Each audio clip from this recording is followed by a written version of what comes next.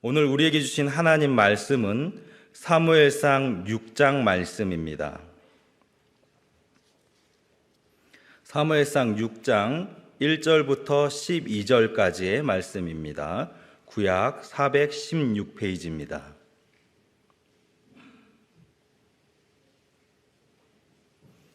제가 봉독하겠습니다. 하나님의 말씀입니다. 여호와의 궤가 블레셋 사람들의 지방에 있은 지 7달이라. 블레셋 사람들이 제사장들과 복술자들을 불러서 이르되 우리가 여호와의 궤를 어떻게 할까? 그것을 어떻게 그 있던 곳으로 보낼 것인지 우리에게 가르치라. 그들이 이르되 이스라엘 신의 궤를 보내려거든 거저 보내지 말고 그에게 속건제를 드려야 할지니라. 그리하면 병도 낫고 그의 손을 너희에게서 옮기지 아니하는 이유도 알리라 하니, 그들이 이르되 무엇으로 그에게 드릴 속건제를 삼을까 하니, 이르되 블레셋 사람의 방백의 수요대로 금 독종 5과 금지 5마리라야 하리니 너희와 너희 통치자에게 내린 재앙이 같음이니라. 그러므로 너희는 너희의 독한 종기의 형상과 땅을 해롭게 하는 주의 형상을 만들어 이스라엘 신께 영광을 돌리라. 그가 혹 그의 손을 너희와 너희의 신들과 너희 땅에서 가볍게 하실까 하노라. 애굽인과 바로가 그들의 마음을 완악하게 한 것 같이 어찌하여 너희가 너희의 마음을 완악하게 하겠느냐? 그가 그들 중에서 재앙을 내린 후에 그들이 백성을 가게 함으로 백성이 떠나지 아니하였느냐? 그러므로 새 수레를 하나 만들고 멍에를 메어 보지 아니한 젖나는 소 2마리를 끌어다가 소에 수레를 메우고 그 송아지들은 떼어 집으로 돌려보내고 여호와에게를 가져다가 수레에 싣고 속건제로 드릴 금으로 만든 물건들은 상자에 담아 궤 곁에 두고 그것을 보내어 가게 하고, 보고 있다가 만일 궤가 그 본 지역 길로 올라가서 벳세메스로 가면 이 큰 재앙은 그가 우리에게 내린 것이요 그렇지 아니하면 우리를 친 것이 그의 손이 아니요 우연히 당한 것인 줄 알리라 하니라. 그 사람들이 그같이 하여 젖나는 소 2를 끌어다가 수레를 메우고 송아지들은 집에 가두고 여호와의 궤와 및 금지와 그들의 독종의 형상을 담은 상자를 수레 위에 실으니, 암소가 벳세메스 길로 바로 행하여 대로로 가며 갈 때에 울고 좌우로 치우치지 아니하였고 블레셋 방백들은 벳세메스 경계선까지 따라 가니라. 아멘.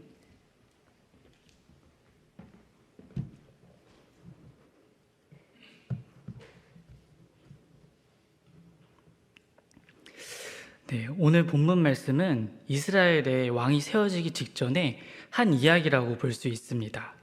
이스라엘이 블레셋에게 법궤를 빼앗겼지만 시간이 지나 그 법궤가 이스라엘로 돌아오는 이야기이죠. 오늘 말씀을 나누기 위해서는 전후 상황에 대한 이해가 조금 필요합니다.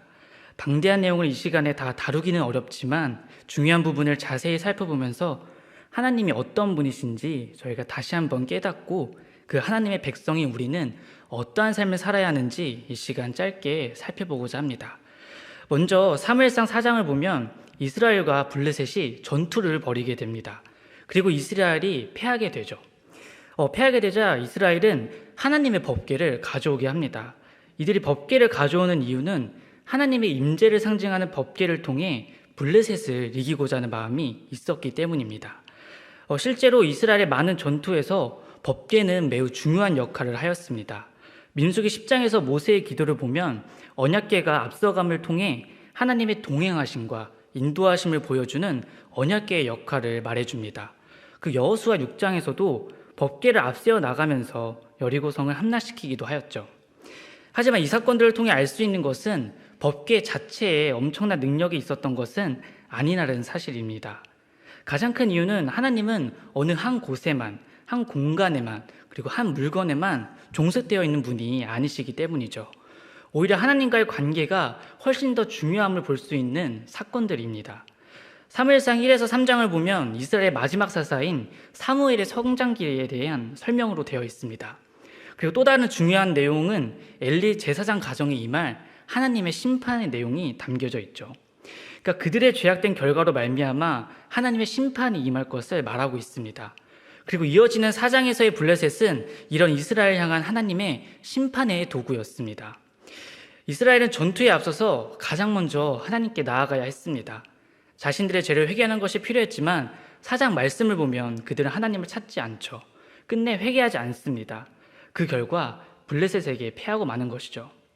뒤이어 우리는 더 당혹스러운 장면을 마주하게 됩니다. 패한 이스라엘이 법궤를 가지고 오는데 또다시 패하게 됩니다. 법궤가 없을 때 패하는 것은 어느 정도 납득이 될 수도 있지만 법궤가 있는데도 패하고 심지어 법궤를 빼앗기게 됩니다. 분명 이스라엘은 하나님의 임재를 상징하는 법궤를 통해 도움을 받고자 합니다. 하나님께 도움을 요청하는 믿음의 행동처럼 보이죠. 그리고 그들은 진심으로 법궤를 신뢰했습니다.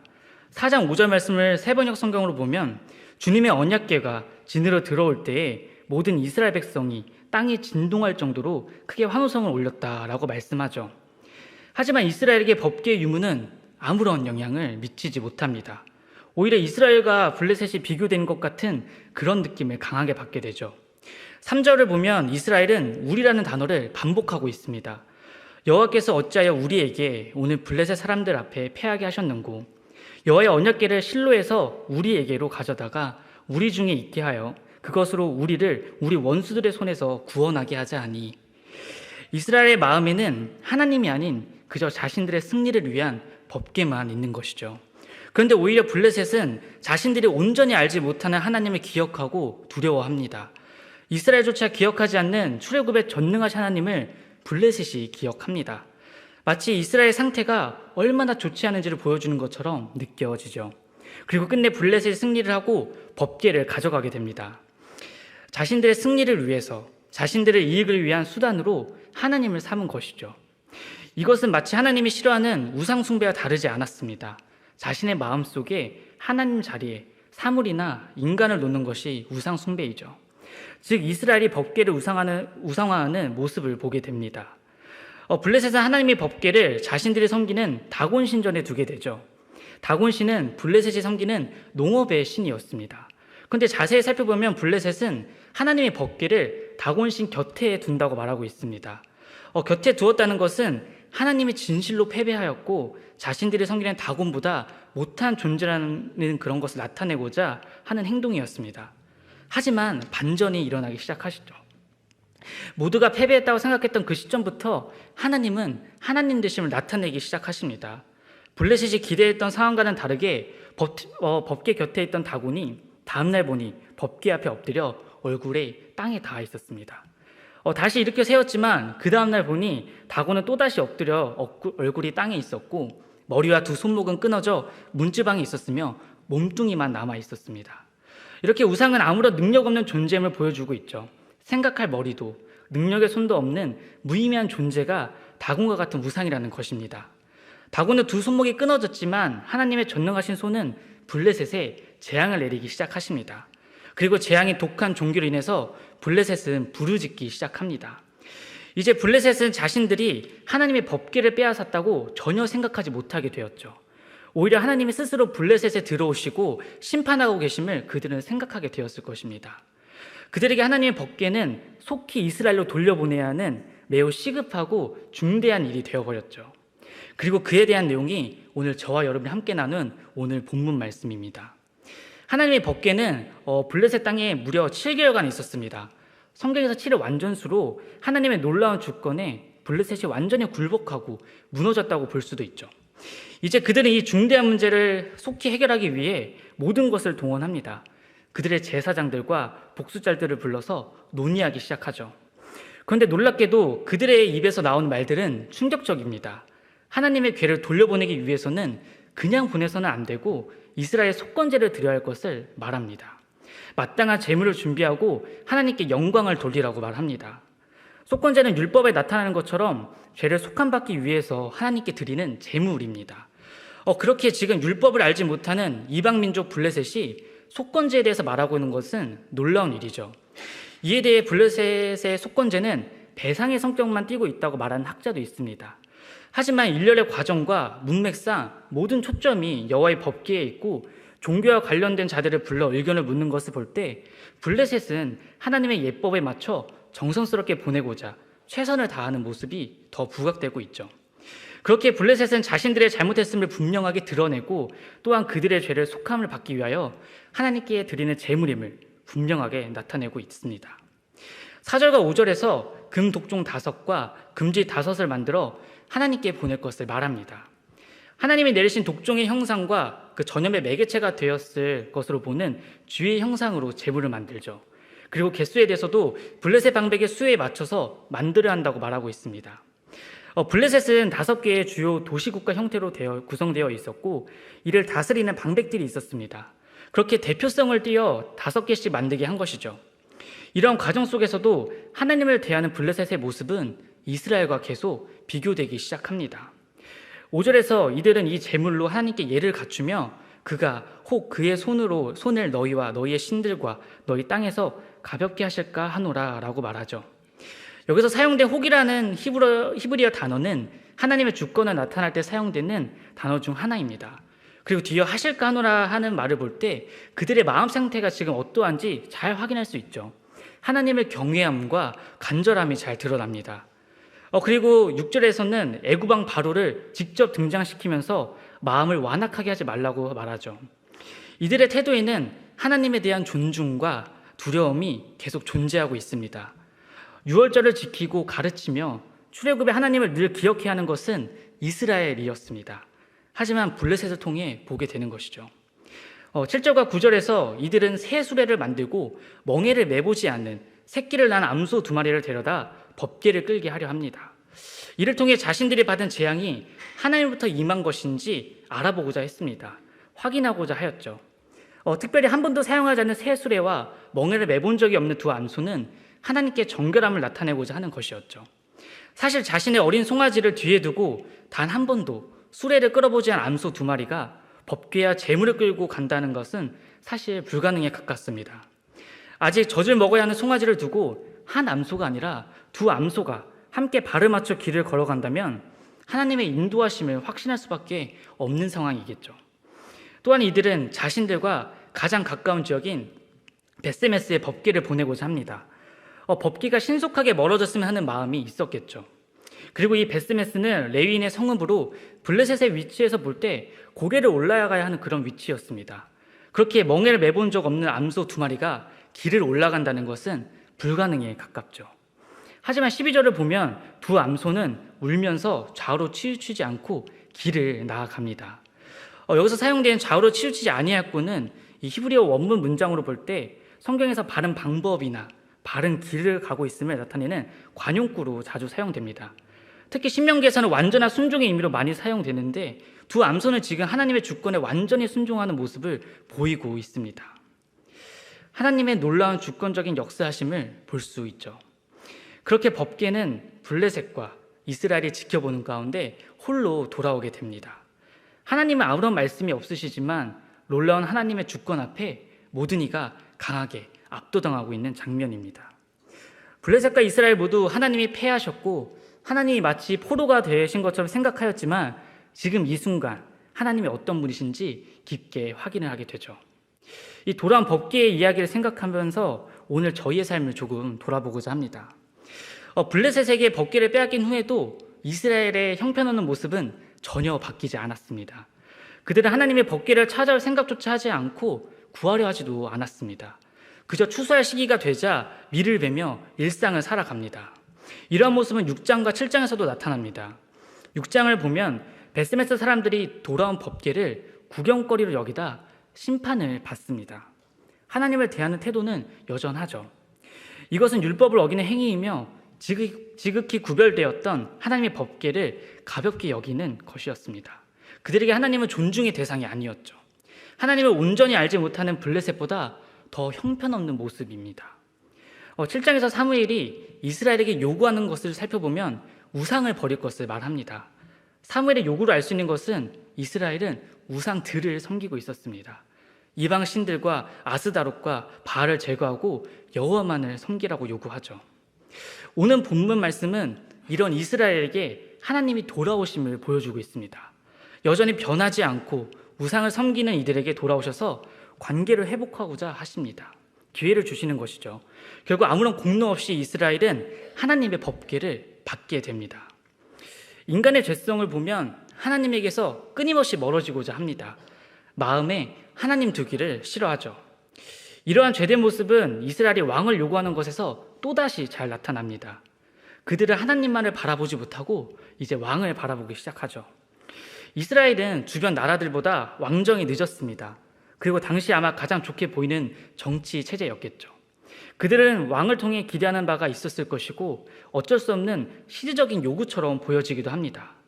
하지만 이스라엘은 또 다른 우상을 원했던 것과 다르지 않습니다. 왜냐하면 이스라엘 자체가 하나님만을 왕으로 모시는 백성이었기 때문입니다. 본래 신정 체제였으며 창조 때부터 인간은 하나님의 대리 통치자로서 세상에 왕 같은 존재로 부름을 받았죠. 하나님의 뜻에 따라 이 세상을 살아가고 다스려야 하는 존재였습니다. 그렇게 하나님은 왕정을 허락하시지만 하나님을 중심으로 하는 왕의 제도를 세우셨죠.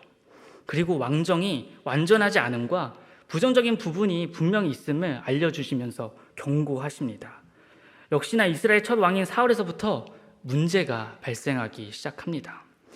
왕정체제 속에서 이스라엘의 왕은 온전하지 못함을 뼈저리게 느끼게 되죠. 이스라엘은 오히려 진정한 왕이신 메시아를 기다리게 됩니다. 이러한 결과를 보면 애초에 이스라엘의 마음이 잘못된 길에 서 있었기 때문에 당연한 결과일지도 모릅니다. 사무엘상 8장에서 사무엘은 왕을 세워달라는 백성들의 요구를 기뻐하지 않습니다. 그러자 하나님께서 이렇게 말씀하십니다. 저희 사무엘상 8장 7절 말씀을 다 같이 한번 읽어보면 좋을 텐데요. 8장 7절 말씀입니다. 저희 한 목소리로 읽겠습니다. 시작. 여호와께서 사무엘에게 이르시되 백성이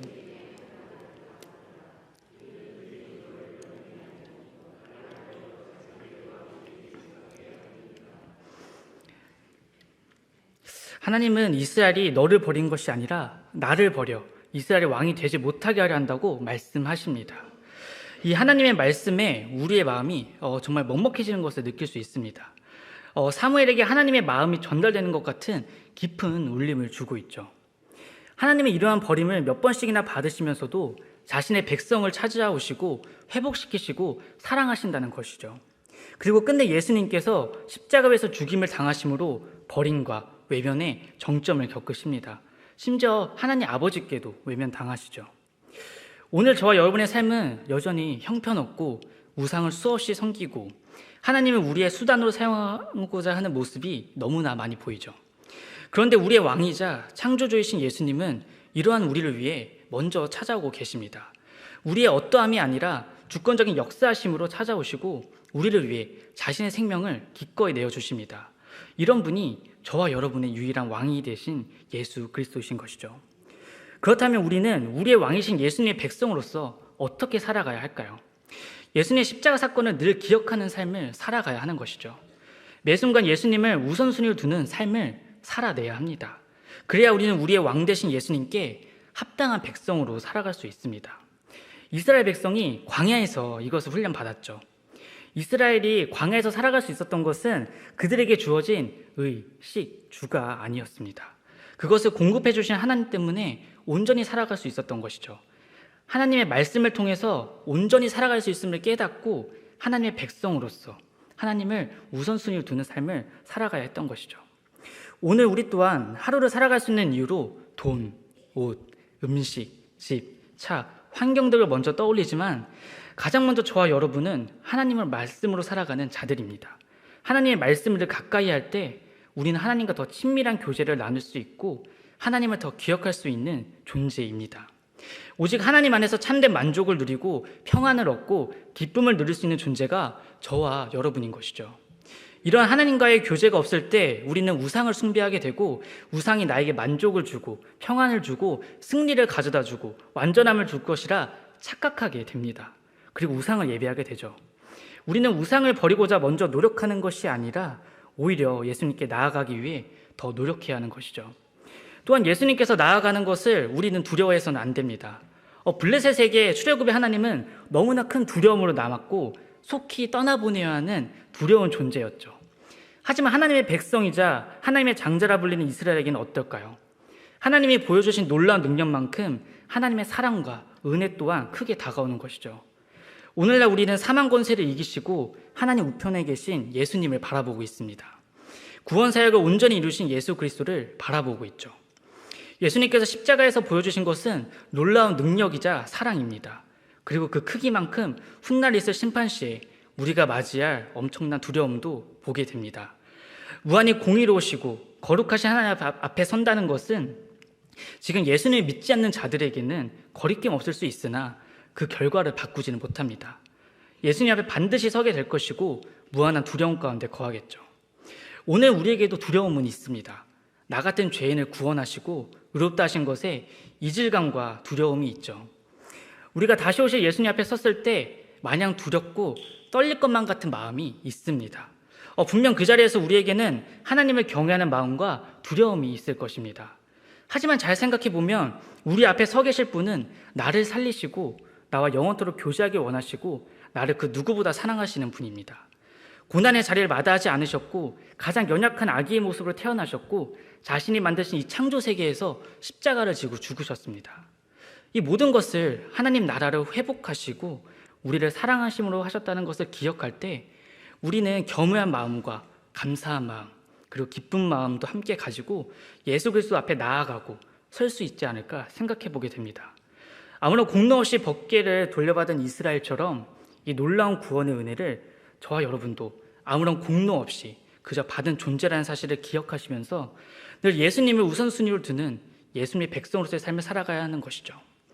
이제 말씀을 정리하면서 맞춰보고자 합니다. 아담과 하가 타락한 후 보였던 그 모습과 상황은 성경에서 계속 반복되고 있습니다. 오늘날도 반복되고 있죠. 죄인된 인간은 하나님을 계속 피하고 숨지만 그런 비참한 죄인들을 향해 찾아오시는 하나님을 보게 됩니다. 죄로 인해 비참한 가운데 있는 자신의 백성을 포기하지 않으시는 하나님을 보게 되는 것이죠. 이 죄로 인한 우리의 비참함을 하이델베르크 요리문답은 굉장히 잘 말해주고 있습니다. 13문을 보면 우리 하루를 이렇게 표현합니다. 우리는 날마다 죄를 더해가고 있을 뿐입니다. 우리의 날을 우리의 죄책을 더 크게 만드는 하루로 보고 있죠. 우리가 죄를 깨닫게 되었을 때 이것만큼 비참한 일은 없을 것입니다. 어제보다 오늘 더 죄책을 쌓아가는 비참한 하루를 살아가고 있죠. 이스라엘도 마찬가지였습니다. 하나님의 마음을 결코 알려하지 않고 알고 싶어 하지도 않습니다. 죄책을 수없이 많이 쌓아가는 이스라엘 향해 하나님께서 주권적으로 홀로 돌아오셨죠. 그럼에도 그들은 하나님을 거부하고자 합니다. 하나님께서 이스라엘이 나를 버렸다고 말씀하시죠. 창조부터 지금까지 하나님의 신실하심과 돌보심과 사랑은 넘쳐나는데 그들은 하나님을 바라보지 않습니다. 하나님의 말씀으로만 온전히 살아갈 수 있는 이스라엘이 하나님을 외면하는 것만큼 비참한 현실은 없는 것이죠. 하지만 오늘 우리는 하나님의 주권적인 역사하심으로 비참한 인생들 가운데 회복의 길을 열리는 것을 보게 됩니다. 왕정시대를 앞둔 상황에서 법궤가 홀로 돌아오는 것을 목격하게 되죠. 그리고 하나님은 마음에 합한 사람이라 불리며 또 이스라엘 왕들의 표준으로 불리는 다윗 왕을 향해 나아갑니다. 하지만 다윗 왕조차 완전하고 온전한 왕은 아니었습니다. 결국 다윗의 자손으로 오실 메시아 예수 그리스도를 바라보게 되죠.